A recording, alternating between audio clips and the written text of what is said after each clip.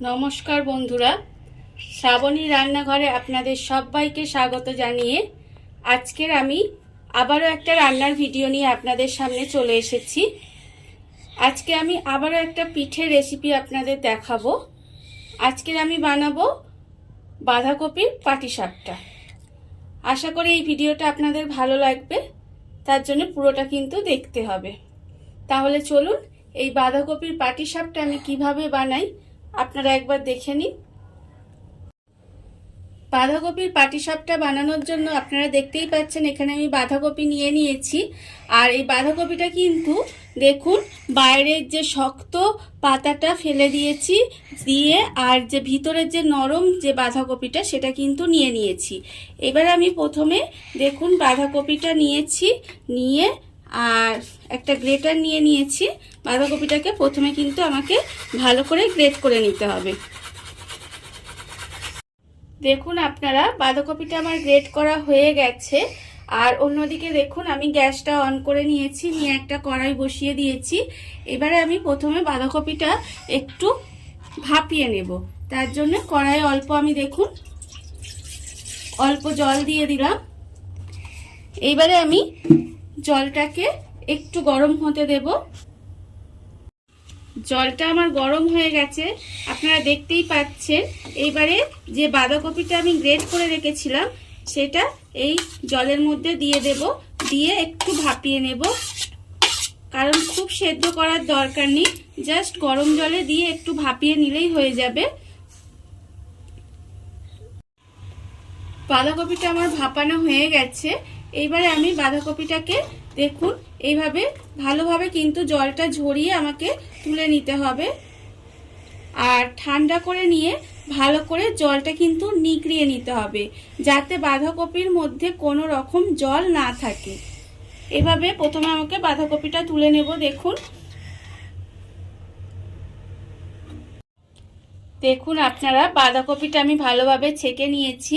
আর বাঁধাকপি থেকে যে এক্সট্রা জল ছিল সেই জলটা আমি ভালোভাবে ছাঁকুনি দিয়ে ছেঁকে নিয়েছি।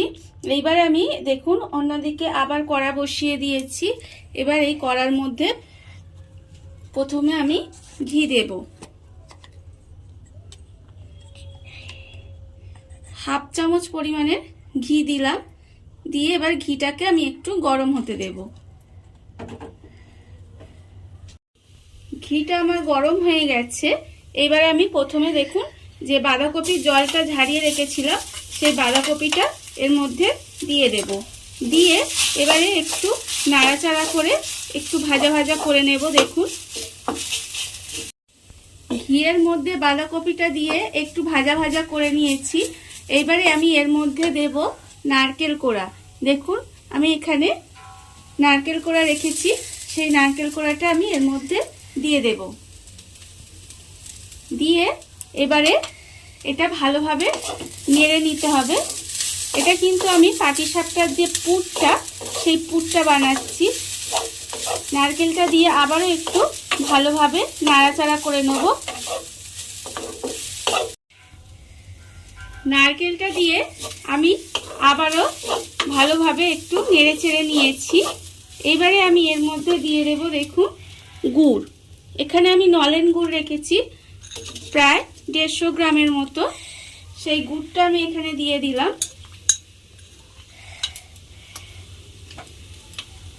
দিয়ে এবার কিন্তু ভালোভাবে এটা কিছুক্ষণ নাড়তে হবে। নলেন গুড় আসলে কিন্তু খেজুর গুড়ি, সেটা অনেকেই জানে না, সেটা আমি বলে দিলাম। এবারে এটাকে বেশ কিছুক্ষণ ধরে নাড়বো, নেড়ে এটা একটা পাক করে নেব। দেখুন কিছুক্ষণ নাড়ার ফলে কিন্তু গুড়টা গলে যাবে, গলে গিয়ে সুন্দর একটা পুর তৈরি হয়ে যাবে, আপনারা দেখতেই পাবেন। গুড়টা দিয়ে বেশ কিছুক্ষণ নাড়ার ফলে দেখতেই পাচ্ছেন যে গুড়টা আমার কিন্তু গলে গেছে আর সুন্দর একটা পাক তৈরি হয়ে যাচ্ছে, পুরটা সুন্দরভাবে তৈরি হয়ে যাচ্ছে, আপনারা দেখতেই পাচ্ছেন। এবার আমি এর মধ্যে দিয়ে দেব দেখুন এখানে আমি এলাচ গুঁড়ো রেখেছি, সেই এলাচ গুঁড়ো আমি এখানে হাফ চামচ পরিমাণে দিয়ে দিলাম। আর আমি এখানে দিয়ে দেবো দেখুন এখানে আমি কাজু ছোট ছোট টুকরো করে রেখেছি, সেই কাজুগুলো আমি এর মধ্যে দিয়ে দিলাম। দিয়ে আবারও একটু নাড়াচাড়া করে নেব। করে কিন্তু পুরটাকে একদম আমি একটু শুকনো শুকনো করে নেব। আর এর মধ্যে আপনারা চাইলে কিন্তু একটু খোয়া ক্ষীরও থাকলে দিয়ে দিতে পারেন, তাহলে কিন্তু খেতে আরও সুন্দর হবে। এইবারে আমি আরেকটু নেড়ে চেড়ে পুরটাকে আরও একটু শুকনো শুকনো করে নেব। দেখুন আপনারা, আমি আবারও প্রায় 30 সেকেন্ড মতো নাড়াচাড়া করেছি। করার ফলে দেখুন পুরটা একদম শুকনো শুকনো হয়ে গেছে। এইবারে আমি গ্যাসটা অফ করে পুরটা ঢেলে একটু ঠান্ডা করে নেব। দেখুন আপনারা, পুরটা আমি ঢেলে নিয়েছি আর পুরটা আমি এদিকে একটু ঠান্ডা হতে দিয়েছি। এইবারে যে পাটিসাপটার গোলাটা আমি তৈরি করে নেব, তার জন্য দেখুন এখানে আমি নিয়েছি 1 কাপ পরিমাণের সুজি। আর যে কাপের 1 কাপ পরিমাণের সুজি নিয়েছি, সেই কাপেরই 1 কাপ পরিমাণের ময়দা নিয়েছি। আর আমি ওই একই কাপেরই হাফ কাপ পরিমাণের চালের গুঁড়ি নিয়েছি। এইবারে আমি এর মধ্যে দিয়ে দেব নুন। নুনটা আমি এখানে আন্দাজ মতো দিয়ে দেব। এইবারে আমি এর মধ্যে দেব জল। এটা কিন্তু আপনারা চাইলে দুধও দিতে পারেন। আমি এটা জল দিয়ে গুলে নিলাম। আর এখানে কিন্তু আমি নর্মাল টেম্পারেচারের জল দিয়েই গুলবো। অল্প অল্প জল দেব, দিয়ে এটা কিন্তু ভালোভাবে একটা গোলা তৈরি করে নেব। দেখুন আপনারা, আমি ব্যাটারটা ভালোভাবে গুলে নিয়েছি। আপনারা দেখতেই পাচ্ছেন যে পাটিসাপটার যে গোলাটা, সেটা কিন্তু আমার রেডি হয়ে গেছে। এবারে আমি এর মধ্যে দেখুন একটু পাতলা খেজুরের গুড় রেখেছি, সেটা আমি এর মধ্যে দিয়ে দেব। দিয়ে আবারও এই গোলাটা আমি একটু গুলে নেব। গুলে নিয়ে এটাকে আমি প্রায় মিনিট 20 জন্য এইভাবে ঢাকা দিয়ে রেখে দেব। দেখুন আপনারা, 20 মিনিট আমার হয়ে গেছে। এবার আপনারা দেখুন ব্যাটারটা ঠিক এইরকম হয়েছে। এবারে আমি এখানে পাটিসাপটাটা ভাজার জন্য দেখুন সাদা তেল নিয়ে রেখে দিয়েছি।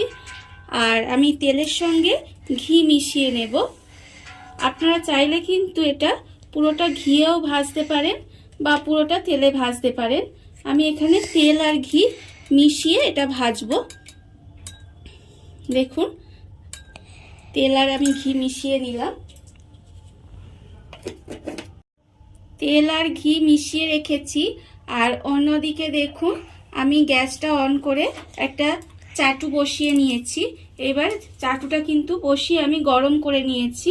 এবার আমি দেখুন এই তেল আর ঘিয়ের মিশ্রণটা ভালোভাবে চাটুর মধ্যে আগে গুলিয়ে দেব। দেখুন এইভাবে প্রথমে গুলিয়ে দিতে হবে। এবারে এই যে পাটিসাপটার গোলাটা আমি বানিয়ে রেখেছি, এটা আবার আমি এর মধ্যে দিয়ে দেব। দেখুন এইভাবে আমি এর মধ্যে দিয়ে দেব। দিয়ে এইভাবে হাতার সাহায্যে গোল করে দেব।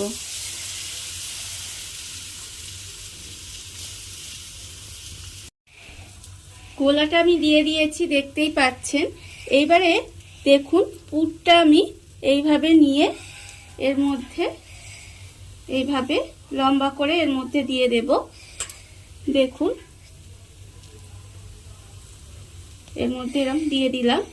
দিয়ে এইবারে আস্তে আস্তে কিন্তু আমাকে পাটিসাপটাটা ভাজ করে নিতে হবে। দেখুন পুরটা দেখুন এইভাবে কিন্তু আস্তে আস্তে মুড়ে দিতে হবে। আপনারা দেখুন খুব সাবধানে এটা কিন্তু করতে হবে। এইভাবে পাটিসাপটা মুড়ে দিয়ে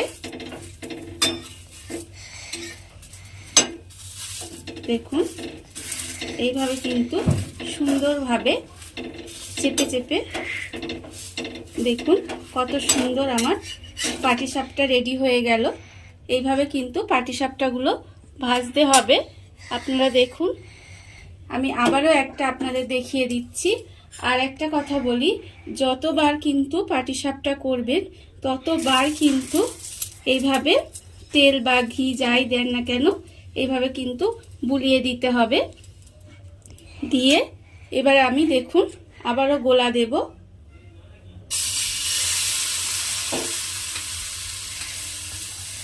দিয়ে এভাবে হাতায় করে আবারও ঘুরিয়ে ঘুরিয়ে দেব। গোলাটা দিয়ে নিয়েছি দেখুন। এবারে আমি এর মধ্যে আবারও কিন্তু পুর দিয়ে নেব, লম্বা লম্বি দেখতে পাচ্ছেন আপনি। আপনারা দেখুন এইভাবে পুরটা আমি আবারও দিয়ে নিয়েছি।